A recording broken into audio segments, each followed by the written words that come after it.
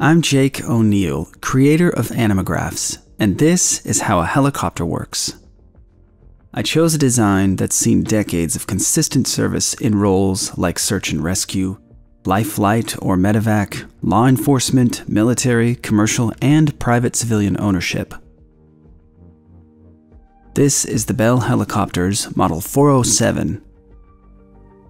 As usual, I've taken liberties for the sake of teaching that may deviate from this specific model. Let's have a general look around the aircraft before diving into specifics for each system. The very basic principle of rotorcraft is the spinning wing or blade that generates lift without requiring forward movement, versus fixed-wing aircraft or standard airplane design. The incredible rotational forces, or torque, generated by the main rotor and blades are countered by the tail rotor, also called the anti-torque rotor. Working together, these devices allow predictable, controlled flight in varying conditions. A special kind of engine, called a turboshaft, powers the aircraft. It shares some similarity to jet engines in airplanes, but also differs in key ways we'll see later. It's anchored to the roof, just behind the main rotor. There are multiple fuel tanks beneath that, secured in the passenger or cargo area.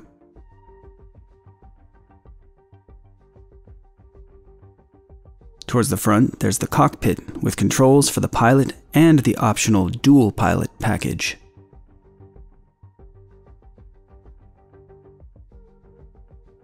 Large windows maximize visibility, not only to the front and sides, but also above and below the aircraft.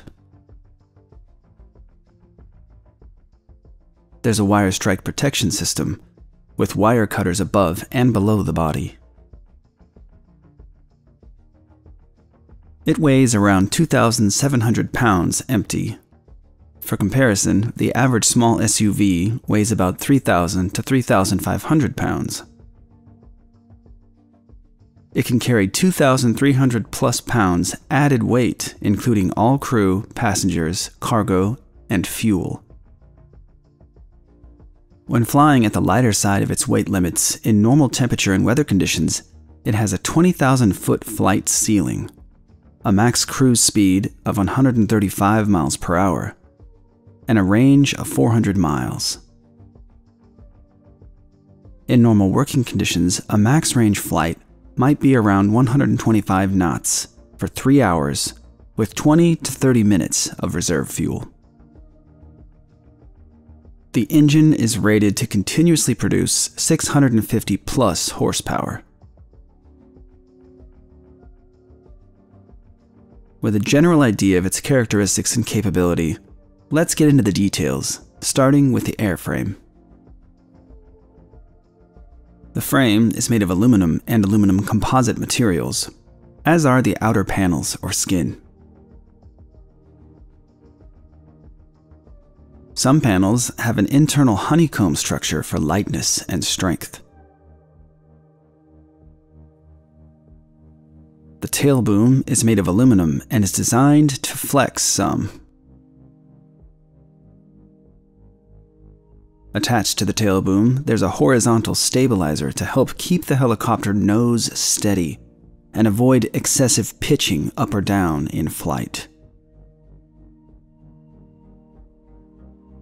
The vertical fin also helps take some of the load off of the tail rotor to keep the craft flying straight and resist main rotor torque.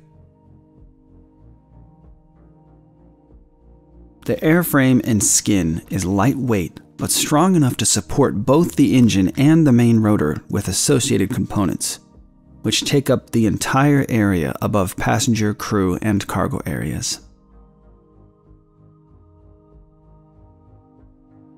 Let's have a look at the engine. This helicopter features a single turboshaft engine. Many helicopters are twin-engine models.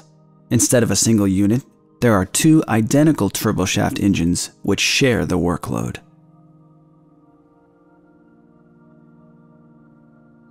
the turboshaft engine gets its name because it's designed to power a mechanical shaft, instead of producing thrust with a stream of jet exhaust. The combustion chamber is located at the back of the engine. This is the heart of power production. Compressed air is piped in at the sides.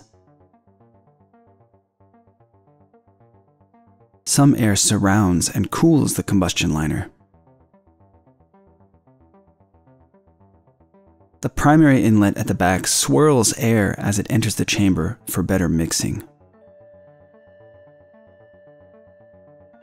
A fuel injector nozzle at the center sprays fuel into the stream. There's an igniter plug, not unlike a car spark plug, positioned in the path of the fuel-air mixture.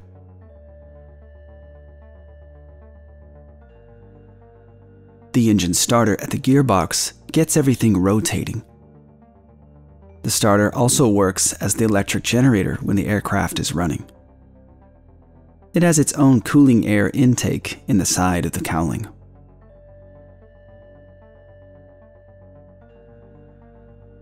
Air and fuel mix while the engine spins up. The igniter plug ignites the mixture. Once burning, the process will continue on its own as long as air and fuel are supplied. The heat and pressure from expanding combustion gases now passes to the turbine section to drive various turbine wheels. Turbines have many blades to efficiently take power from combustion gas. Between these turbine wheels, there are rows of stationary blades called stators to guide gases straight through the passage instead of just twisting with the turbines. Turbine sections are split between two separate key engine functions. The first two turbine stages are connected to a shaft which drives the forward air intake process. This is called the gas producer turbine.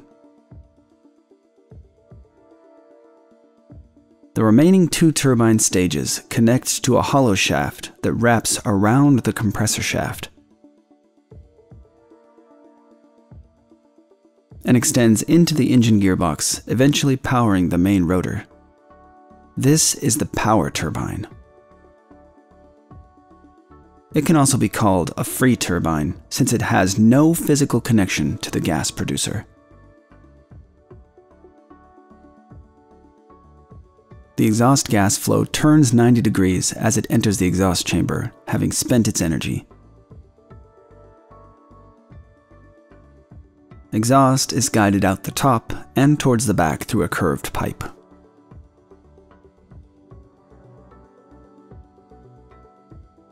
At the front of the engine, we see the compressor section. Drawing in and compressing air makes for more powerful combustion. The compressor rotor, powered by turbines, draws air in as it squeezes into the increasingly narrow channel before sending the now compressed flow through pipes at either side to the combustion section.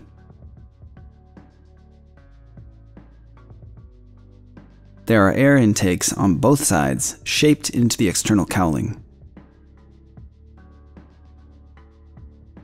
There's a screen in the intake chamber to catch debris. Helicopters operating in snowy or dusty environments may have other devices here to keep foreign particles out of the incoming airflow.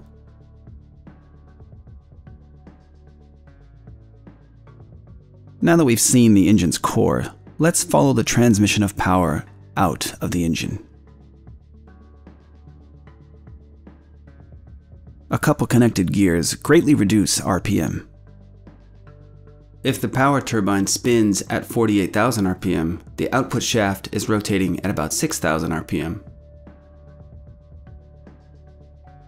power output gear is splined to the main drive shaft. Let's zoom out a little and get a better look. While this drive shaft does have many smaller components and segments, it's important to note that the main rotor and tail rotor are inseparably connected and always rotate together. That said, in the case of critical engine problems or failure, the rotors need to be able to freely rotate on their own, disconnected from the engine. This is called auto-rotation. Pilots practice auto-rotation maneuvers to safely land a helicopter with no engine power at all. During auto-rotation, the pilot angles the craft towards the ground so that the force of air in the dive keeps the rotor spinning, ideally with some forward movement. At about 35 feet above the ground, the pilot will flare the craft backwards, using the rotor's built-up spinning energy to create an air cushion between the craft and the ground. At the right height, the cushion has dramatically slowed descent for a safe landing, just as rotor spin or inertia and lift is depleted.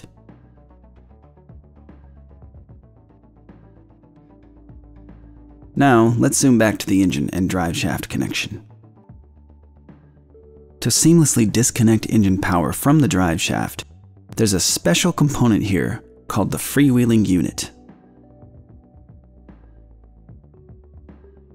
The outer shaft is splined to the engine power output gear. There's an inner shaft which forms part of the main drive shaft. These outer and inner components aren't directly connected. The magic happens between them with a one-way clutch assembly called a Sprague clutch. A ring of individual metal wedges called sprags are held in a circular retainer with a spring. As the engine delivers power to the outer shaft, the friction presses against the sprag's surface, causing it to tilt. Its oblong shape makes it get taller as it stands up, gradually forcing the opposite curved face into contact with the inner shaft surface. As force increases from the engine, sprags wedge even tighter into the space, further securing the connection. However, if the drive shaft has more power than the engine, or if the engine fails completely, the drive shaft pushes the sprags and they rotate out of connection. It only works one way.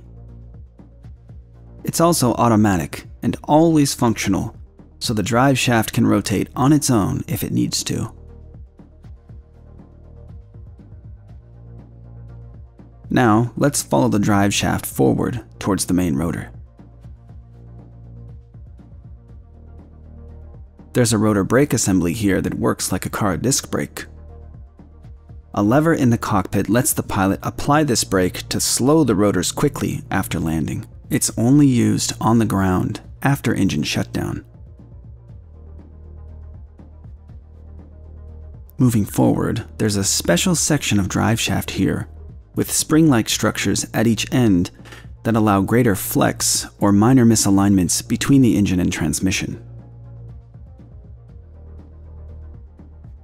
This also keeps sensitive parts in the engine and transmission from imparting harmful vibrations to each other.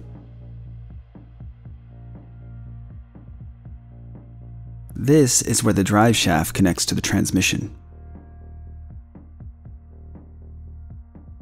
Power travels through a set of bevel gears, reducing input RPM or rotation speed.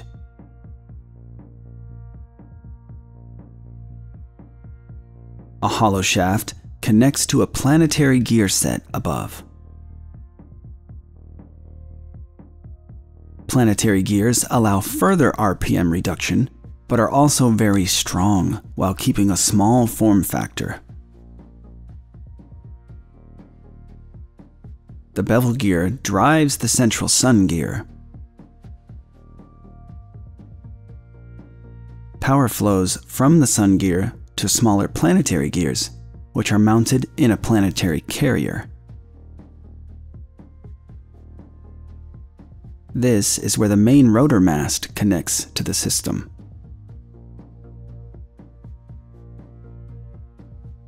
The mast extends from the bottom of the transmission upwards all the way to the top of the rotor assembly.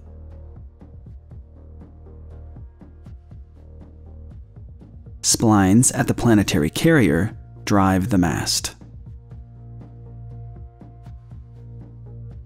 If the drive shaft entering the transmission is spinning at 6,300 RPM, these gear sets have reduced rotation to around 400 RPM at the rotor.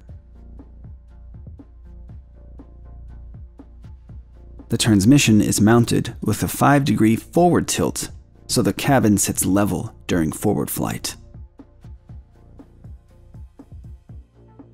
and a 1-degree left tilt to compensate for translating tendency, which is a helicopter's natural tendency to drift right from slight tail rotor thrust effects as it works to keep the aircraft from spinning.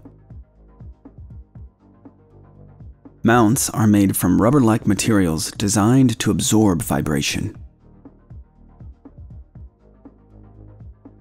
There are springs at each side that extend from mounting pylons to the transmission case for the same reason.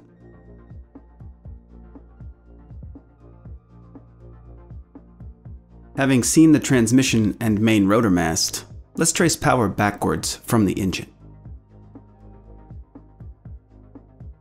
With a zoomed out view, you can see that the drive shaft is not entirely straight, but is divided into sections between components and along the tail boom to the tail rotor. Let's have a look at these segments. Just behind the engine gearbox and freewheeling unit, we have the forward short shaft.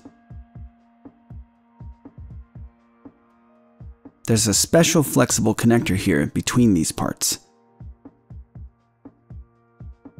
It's a stack of discs designed to deform together. Shaft sections are bolted to the disc stack in a perpendicular arrangement so they can tilt slightly, independent of one another, but still rotate together.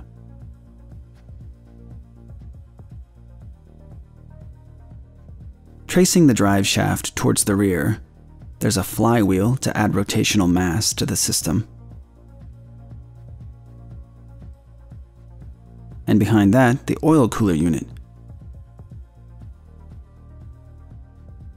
It's driven by the main drive shaft and powers a blower fan to cool engine and transmission oil. There are bearing hangers with bearings mounted before and after the unit, upon which the rotating drive shaft rides. The drive shaft then passes beneath the engine oil tank. This section is called the aft short shaft. As we reach the tail boom, there's another flexible coupling disc pack and bearing hanger. There are 4 more sections like this along the tail boom. The boom is designed to deflect or bend some under normal operating forces. As we reach the tail rotor gearbox, the drive shaft connects to another set of bevel gears, which reduce rotation speed from about 6,300 to 2,500 RPM. As power flows to the tail rotor output shaft. And there you have it, the engine and drive components for the helicopter from front to back. Naturally, there are many supporting components and systems, like engine and transmission oil, filters, pumps, electrical systems, and so on. Fuel is also part of the propulsion system. There are 2 tanks, with the forward tank mounted beneath passenger seats, and the aft tank mounted behind, for a total fuel capacity of around 130 gallons.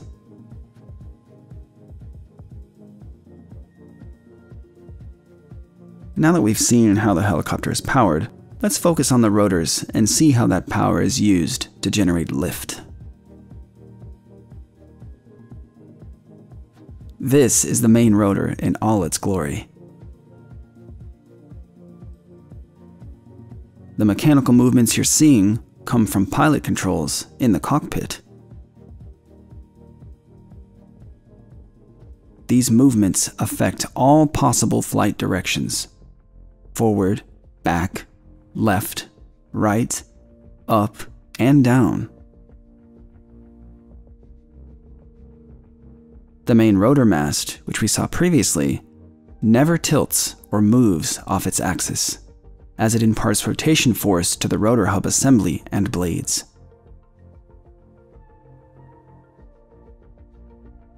Let's clear away all other parts for a moment, leaving just the blades. The helicopter is sitting on the ground, ready for takeoff. The blades themselves are airfoils with a profile similar to an airplane wing. Though there are more complex sub-forces at play, in very general terms, all we have to do is rotate all of these blades at once to generate lift and upward movement. This is called collective pitch, where all blades change the same amount of pitch together. Here at the blade tip, you can see it looks just like an airplane wing tilting for takeoff. It's doing essentially the same thing. Now that we're floating in the air, let's fly forwards. If the spinning blades form an imaginary disc, we want to tip that disc so it generates more lift at the back to push the helicopter forward. To achieve this, each blade is allowed to tilt on its own axis. Again, the rotor mast drives the blades to spin, but never leans off its own fixed vertical position. To make this next part very clear, I'll detach a single blade. As the red arrow shows, this individual blade changes pitch as it makes a full rotation around the rotor. Pitch change causes the blade to naturally tilt itself up and down as it presses against the air. This is called flapping, and that's literally what the blade is doing. It's hard to see it all at once, as the blades together still look like a flat tilted plate. But if I freeze that one blade in place at the rotor, you can see the flapping motion is really dramatic. It moves up and down a lot. This is what's actually happening.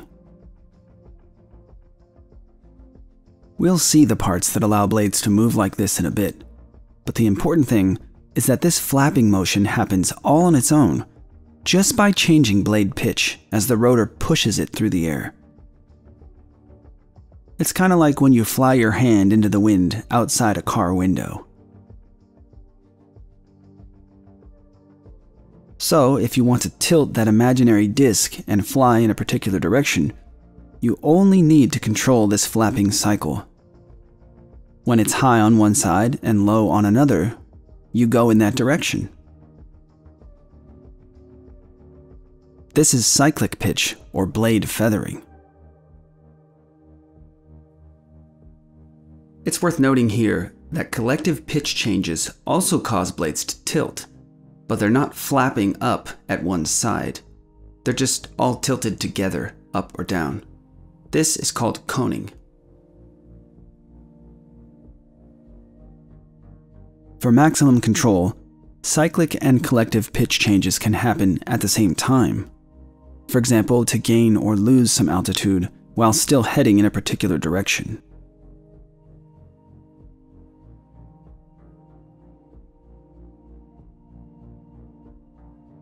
There are other important forces at work here that affect helicopter design. First, when certain blades angle up or down like this, while others remain relatively level, the more angled blade tends to rotate a little bit faster for just a moment, like pulling your arms in while spinning. To account for this, each blade has a flexible connection to the rotor, and can advance or retreat a little automatically to make up for these minor speed differences across the rotor.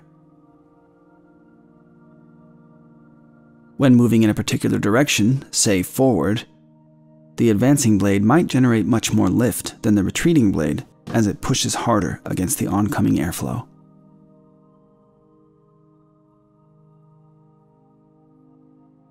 Causing unwanted leftward roll that shouldn't be present in straight forward flight.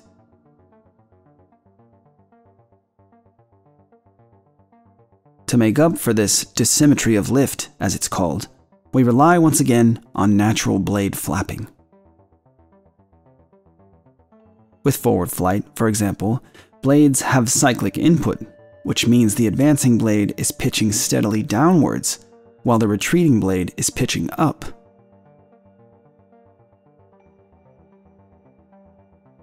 Now, oncoming air naturally presses the advancing blade down even more, so it generates less lift, and the retreating blade up for added lift,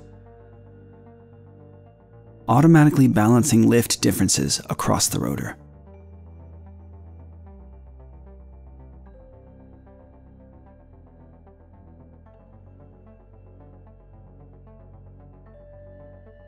As we saw a moment ago, for forward flight, blades reach max pitch at the left side of the rotor, so they'll hit max upward flap at the back. There's a delay between maximum blade pitch and upward flap. In my research, I found that there's some disagreement here. Many sources attribute this delayed effect to gyroscopic precession, which says if you impart a force on a spinning disc, the effects happen at a 90-degree offset. While gyroscopic forces are certainly at play with rotor dynamics, this is not a rigid disc or a rigid system, and some helicopters are apparently designed to reach max blade pitch at, say, 70 degrees before achieving max flapping angle, which would invalidate that rigid 90-degree gyroscopic law. Seeing these flexible blades as taking some time to respond to airflow around them as they change pitch seems like the more fitting way to describe their behavior. This is called phase lag, as it refers to helicopter rotor function. Before we move on to the physical components that make all this possible, just keep in mind that the flexible blades themselves and their ability to freely shift within multiple degrees of freedom counteracts and adjusts for many complex forces at play with rotor design. Without these constant adjustments, the system would quickly tear itself apart if it could fly at all. With that, let's bring back the rest of the rotor's components. Starting at the top, there's the mast nut, which secures the entire assembly. Beneath that, the upper and lower plates. Sandwiched between these, the yoke, which is splined to the mast. Let's focus in on each component for a single blade. There's the lead lag damper, which is directly attached to the top and bottom plates. It's made of metal and rubberized materials that allow the part to flex. At its center, there's a special rubberized piece called an elastomeric bearing. Rings of flexible material alternating with metal make this a kind of stiff spring. The very root of the blade is anchored here through the blade spindle. The elastomeric bearing flexes, allowing the spindle to shift as needed. This lead lag bearing does just what its name says, managing the blade's forward or backward movement to lead or lag as it rotates around the helicopter. After the spindle, there's the pitch horn, which is the control lever for pitching or feathering the blade. Then the grip, which holds the actual blade itself. A flexible pivot bearing keeps everything in place while allowing pitch changes. The pivot bearing is anchored to the yoke, which surrounds the whole chain of blade components. Most of these parts are made of lightweight metal such as aluminum, while the yoke is built up from laminated fiberglass layers and is designed to bend. This is how the blade gets its flapping motion. There are stops on top and bottom hub plates to keep blades within operational limits for coning and droop.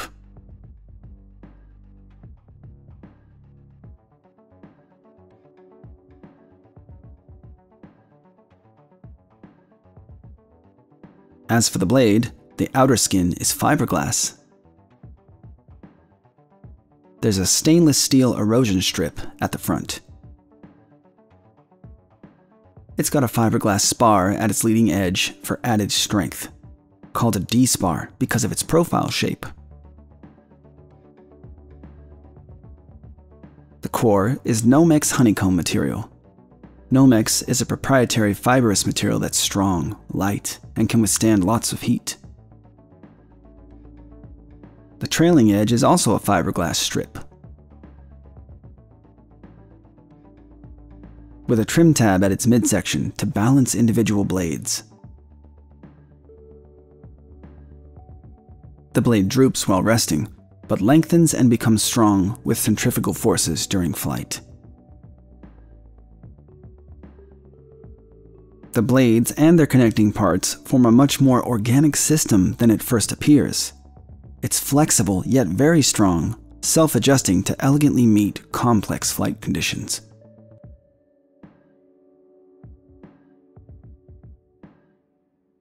Let's follow the chain of components down to see how pitch changes are handled. All of the parts you see here make it possible to enact both collective and cyclic pitch change to the blades while the rotor is spinning in flight. Each blade has a pitch horn, as we saw previously. Pitch link tubes extend downward with spherical bearings at the end that allow some movement. They connect at four sides to the swash plate assembly. This contraption is what translates input from relatively stationary components to rotating parts. You can already see that, as the swash plate tilts, each pitch link gets specific, individual input. The swash plate assembly has two main parts. The lower plate, which doesn't rotate, rides on a large spherical ball called the pivot bearing that allows it to tilt in all directions.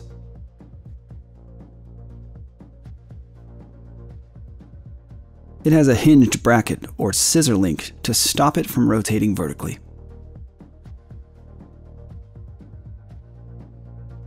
The lower plate holds large bearings upon which the upper plate smoothly rides, allowing it to spin as it rests on the lower plate.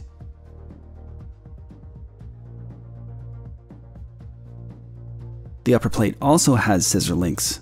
Since engine power flows from the mast through plates above, these scissor links allow the upper swash plate to tilt while transferring that power.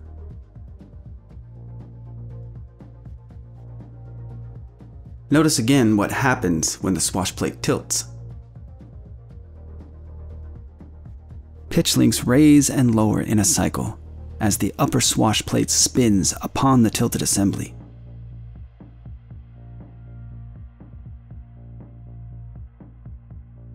Having seen cyclic input, let's now look at collective controls. Again, collective affects all blades at once. To achieve this, the pivot sleeve and bearing can slide up or down, lifting or lowering the entire assembly. This adds or subtracts pitch from every link at once, no matter which way the swash plate is tilted. So, for example, the pilot can roll left with cyclic input while also gaining altitude by adding some collective input. Though my model is patterned after a specific craft, you'll find most helicopters solve these design requirements in similar, equally elegant ways.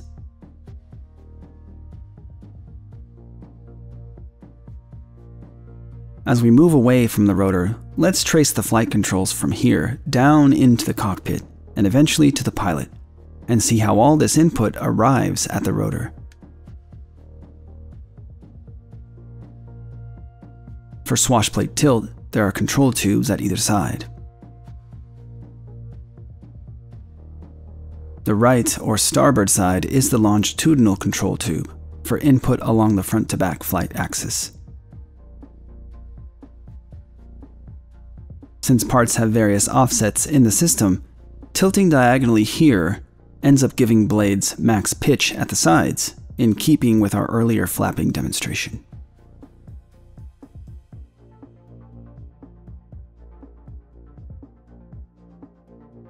The left is the lateral control tube for input along the side-to-side flight axis.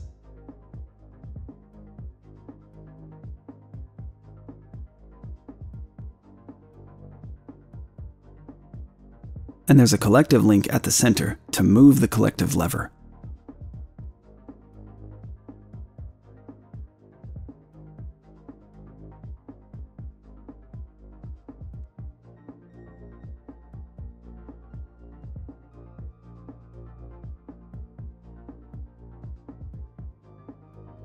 These linkages pass through bell cranks and control tubes to arrive at 3 corresponding servo actuators.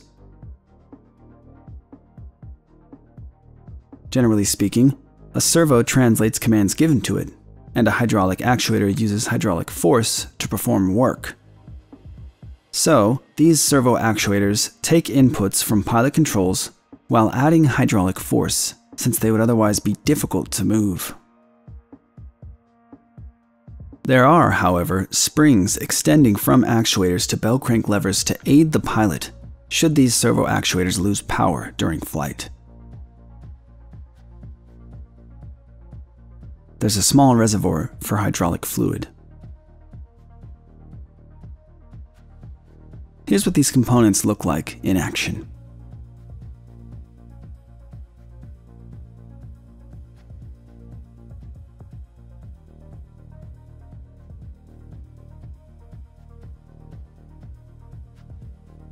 As we pan down into the body of the helicopter, we see 3 corresponding control tubes extending from the back of the cockpit up to the servo actuators.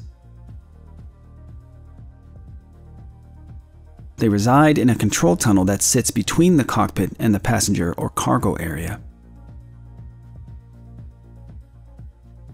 Again, control tubes for longitudinal and lateral pitch are at the sides and take their own inputs. The collective tube is at the center. However, collective input doesn't just affect the center tube. Both side tubes are anchored to the center lever, called a mixer lever. Because collective input moves all 3 tubes together for a seamless, additive result.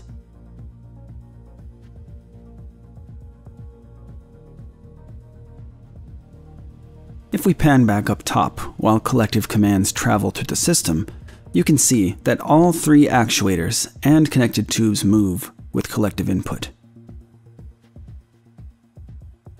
This is how the system adds collective and cyclic together. Finally, let's head into the cockpit and see the origins of this control chain. The pilot sits at the right side. The flight stick, or cyclic, is centered in front of the pilot and handles all cyclic input. The collective lever is down at the pilot's left. The collective lever's linkage is pretty straightforward. There's a friction knob nearby to adjust the feel of the lever, so it moves more freely, or maintains its position but is a bit harder to move. We'll get into specific buttons and switches here when we look at the cockpit later. The flight stick or cyclic controls are a little more involved. Left to right movement translates through tubes and levers to the lateral control chain. Forward or back motion moves the large tube underneath, which translates through to the longitudinal control chain.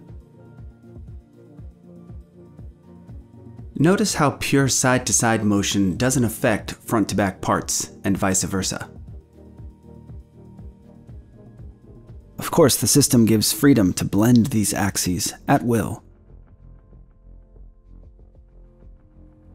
Front-to-back controls have some extra components. There's a bracket and levers linked to a cam. As the cam passes through a slot, some left-to-right input is automatically blended into the forward-to-back movement. For this particular model, designers found a tendency for side roll when transitioning to forward flight, and built a correction into the flight controls. Here's one more look at the whole control chain. Cyclic and collective commands pass from the cockpit up to the servo actuators and eventually to the swash plate and blades themselves.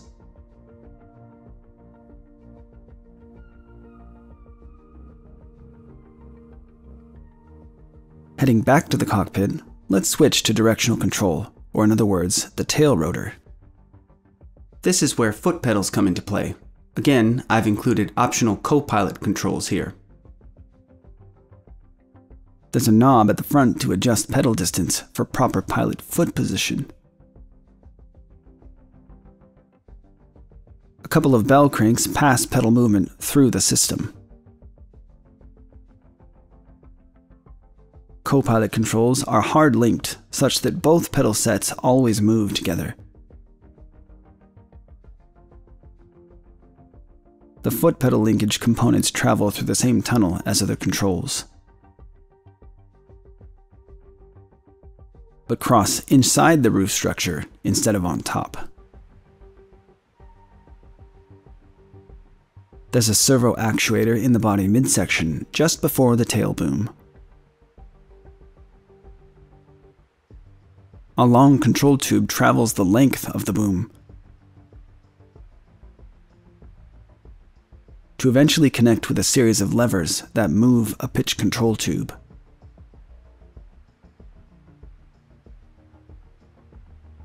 Now that we're at the tail rotor, let's zoom out some and take in the whole unit so we can make sense of the pitch controls and so on.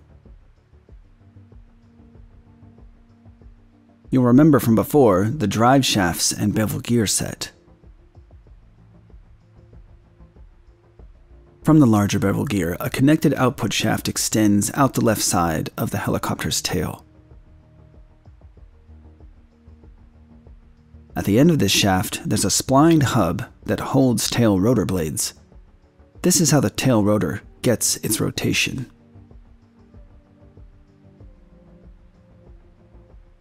The output shaft is hollow, so the pitch control tube can pass through it.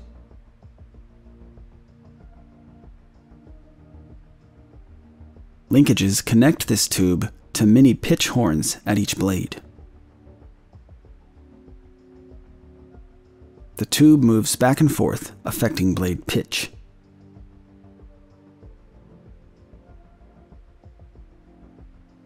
The whole assembly spins enabling pitch changes while in motion. Each blade is mounted to the hub with spherical bearings. They both tilt the same amount, but at opposing angles.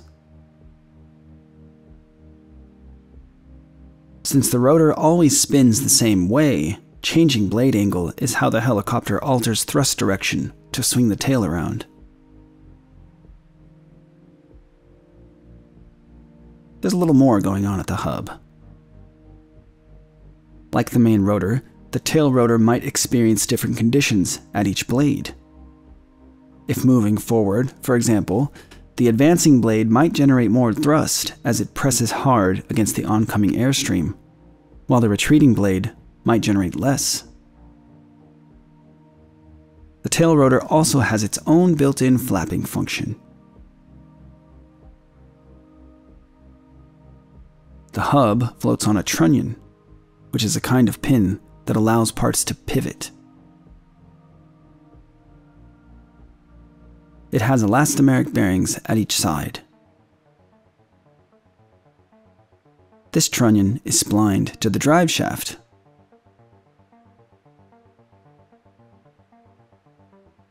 The hub is clocked 45 degrees on the trunnion. So instead of just tilting straight in or out, this has the effect of gradually increasing blade pitch with more hub tilt.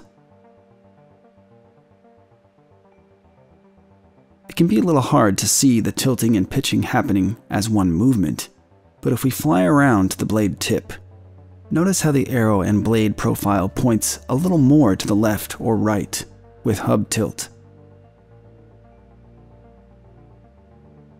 If we move the foot pedals to pitch the blades, notice how this hub flapping still works to add or subtract pitch.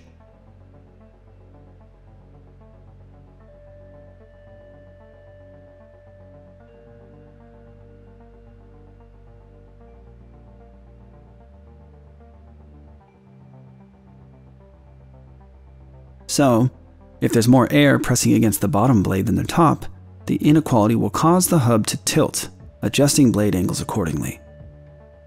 Now, the bottom cuts a little less into the air, making less thrust, while the top pitches a little more. Pitch links are attached with spherical bearings so the rotor can still flap, even as pitch commands come through. Each blade has counterweights front and back and lengthwise at the hub for smooth operation. And here's the tail rotor in action, keeping the helicopter aligned with dependable directional control.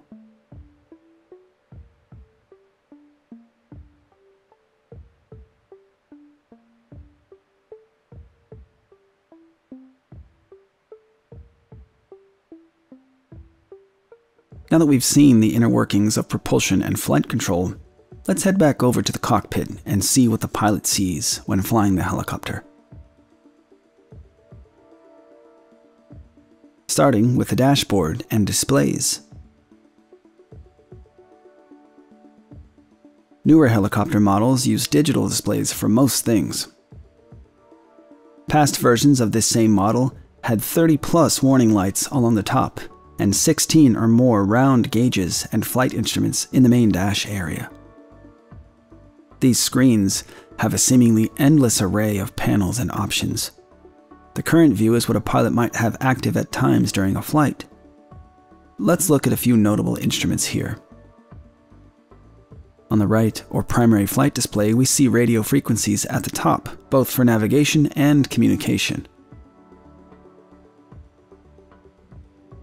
Moving down, we see the attitude indicator, which displays helicopter pitch and roll. The vertical tape-style readout at the left shows airspeed. The right side is the altimeter, which indicates current altitude, with an associated vertical speed indicator that shows the rate of travel up or down. The large compass beneath that is the horizontal situation indicator. It shows the direction of travel towards a predefined point in space, distance remaining, and so on. These are headings or points from a flight plan. The two dials at the left are repeated from the left side display, so let's head over there. This is the multi-function display, intended as a kind of supplement to the primary display. It's currently showing the PSI, or Power Situation Indicator, as the large dial. It indicates available power based on 3 items to the right. Q is engine torque. It's measured by tracking oil flow in the gearbox, since this flow changes as pressure is exerted on engine components. MGT is measured gas temperature. This is the temperature of exhaust gas at the gas-producing turbines. These are the spinning turbines that drive the compressor to suck air into the engine. And NG is the rotation speed of the gas producer turbines. The green range is within normal operating limits. Yellow is the cautionary range. And red means some critical measurement is being exceeded. Gray areas turn red if the needle enters the gray region. The smaller dial to the right is the dual tachometer. The longer needle indicates main rotor rotation speed, with its readout displayed as a percentage under the NR label. The smaller needle indicates power turbine rotation speed, which is the turbines that send power through the engine gearbox out to the main rotor. Down the right side, we have pressure and temperature gauges for the engine and transmission, generator amps and volts, and fuel gauges for total fuel quantity, pressure, and flow rate. The hours reading at the left indicates total engine operational hours, which is tracked for maintenance intervals and other logging requirements. Outside of the displays, there are backup airspeed and altitude instruments, and various switches for critical functions. Down below the main dash, there's an audio unit for controlling internal and external communications, music, internal speakers, and more. Heading to the cyclic control stick, there are spaces for switches based on installed components. Things like communication modes, external cargo hook release, skid float inflation if installed, and so on. Moving left of the pilot's seat, we see the collective lever. Mounted to this lever, there's the engine throttle twist grip.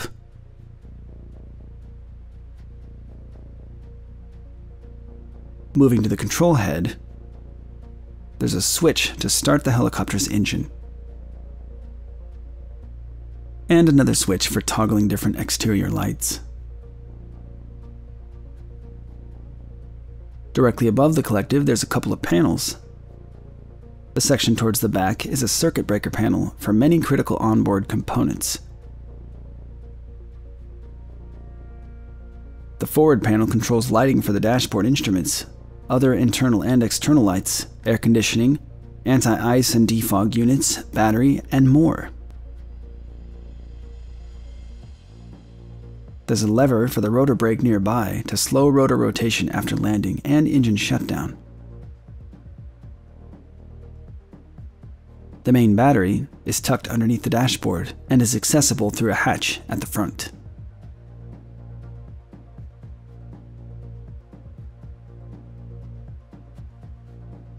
I didn't realize until researching this project that helicopters entered mainstream usage 3 decades after the first powered airplane flights.